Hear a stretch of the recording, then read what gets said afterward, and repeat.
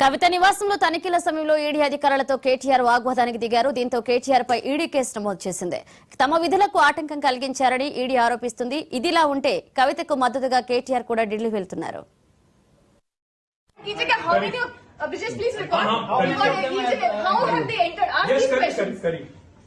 अरे मतलब door is open. Madam Bhanupriya Meena says, search is over and arrest warrant is produced, and now she says, hold on, and now she says we can't come in.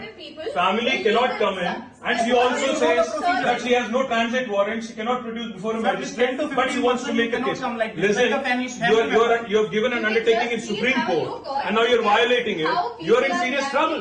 You're in serious trouble. You have the legal remedy always available. I'm telling you, you have come here on a Friday. Abhijit, please record. How have they entered? Ask Yes, these questions. correct. अरे मतलब Door is open. Madam Bhanupriya Meena says,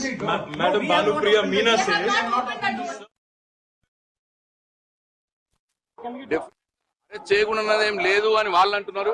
supreme court మాత్రం pre MLA act కింద 19 దాంట్లో ఈ case వింటాము అని supreme court అన్నది.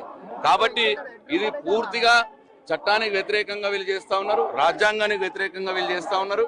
రాజకీయ దురుద్దేశంతో కేసీఆర్ ని టీఆర్ఎస్ పార్టీని మరి పక్కన పెడితే ఇవాళ తెలంగాణ గొంతుక ఉండదు, తెలంగాణ ప్రజల పక్షాన అడిగేవారు ఉండరు, తెలంగాణ ప్రజల పక్షాన పోరాడే వాళ్ళు ఉండరు. ఇక సాఫీగా జరిగిపోతుంది. కాంగ్రెస్ పార్టీని ఎట్లన్నా దగ్గర తీసుకోవచ్చు, రేవంత్ రెడ్డిని చోటాబాయి బడాబాయి అని చెప్పి ఆల్రెడీ కలిసిపోయినారు. కాబట్టి ఈ ప్లాన్ తో వాళ్ళు చేస్తా ఉన్నారు. ఎంత విచిత్రం అంటే సర్చన్ వచ్చి 8:45 ఫ్లైట్ తీసుకుపోతామంటున్నారు. అంటే మొదలే కవిత గారి పేరు మీద కూడా ఫ్లైట్ టికెట్ బుక్ చేసుకున్నారు, బుక్ చేసుకునే వచ్చినారు ప్రీ ప్లాన్డ్ గా. అంటే ఇదంతా కూడా రాజకీయ ప్రేరేపితంగా జరుగుతున్నటువంటి చర్య.